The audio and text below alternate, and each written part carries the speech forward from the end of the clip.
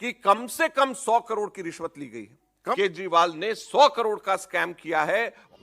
अरविंद केजरीवाल सियासत का वो खिलाड़ी जिसने नरेंद्र मोदी को भी धूल चटा दी कई दफा।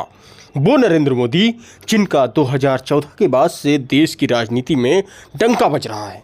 जब 2014 में पहली बार नरेंद्र मोदी प्रधानमंत्री बने, उस वक्त नरेंद्र मोदी अपराजेय कहलाए जाते थे।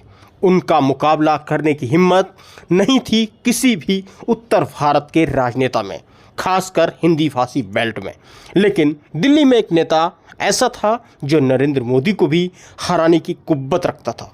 वो नाम था अरविंद केजरीवाल, जिसने 2015 के दिल्ली विधानसभा चुनाव में 70 में से 67 सीटों पर बम्पर जीत हासिल की। वो भी तब जब नरेंद्र मोदी के नाम का देश में डंका बज रहा था। तब अरविंद केजरीवाल ने जनता के बीच कहा, देखो मेरी पार्टी कट्टर ईमानदार पार्टी है और बाकी सारी पार्टियां चोर और बेईमान हैं। यही नहीं, ये बात केजरीवाल ने 2020 के चुनाव में भी जनता के बीच रखी और 2023 में भी 70 विधानसभा सीटों में से 62 सीटों पर दिल्ली में अरविंद केजरीवाल की पार्टी ने जीत हासिल की। लेकिन आज वही अरविंद केजरीवाल हैं जो अपने आप को कट्टर ईमानदार कहते हैं। उन पर शराब घोटाले का आरोप है, वो भी 100 करोड़ की रिश्वत का। देखिए कांग्रेस नेता अजय माकन का ये वीडियो। शराब का घोटाला क्या है? शराब का लिकर स्कैम क्या है?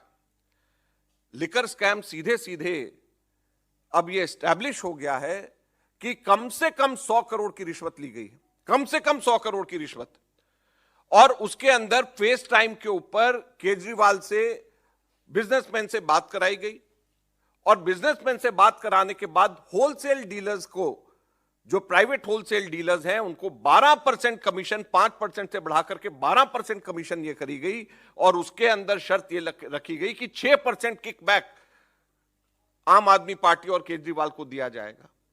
और मनी ट्रेल भी एस्टैब्लिश हो गया है कि वो पैसा 100 करोड़ रुपए गोवा के इलेक्शंस के अंदर आप पार्टी ने इस्तेमाल किया और कांग्रेस के खिलाफ में किया, क्योंकि जो वोट वहां पर उनको मिले वो कांग्रेस के खिलाफ में मिले।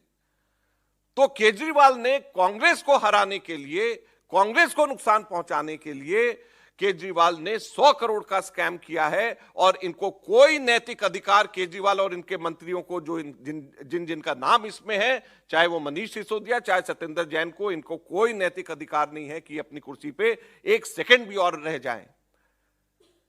6% 12% में से किकबैक दिया गया। यह एस्टैब्लिश हो गया कि एडवर्टीजमेंट्स जो दिए गए वहां पे गोवा में, वो एडवर्टीजमेंट्स के पैसे इसी किकबैक से दिया गया है। ये ईडी के चार्जशीट में मेंशन है। ये एस्टैब्लिश हो गया है कि 70 लाख रुपए इनके वॉलंटियर्स को इसी पैसे में से दिए गए, जो जिन लोगों ने आगे सर्वे किया गया, वो मनी ट्रेल एस्टैब्लिश हो गई है। जब इसके अंदर प्रूफ आ गया है, जब मनी ट्रेल एस्टैब्लिश हो गई और पीएमएलए के कोर्ट ने थर्सडे को संज्ञान लेकर के चार्जशीट को फाइल करने के लिए ईडी को कह दिया है, तो उसके बाद में क्या नैतिक अधिकार केजरीवाल को है कि वो एक सेकंड भी अपनी पोस्ट पे रह जाएं? तो आज कांग्रेस पार्टी इनसे पूछना चाहती है।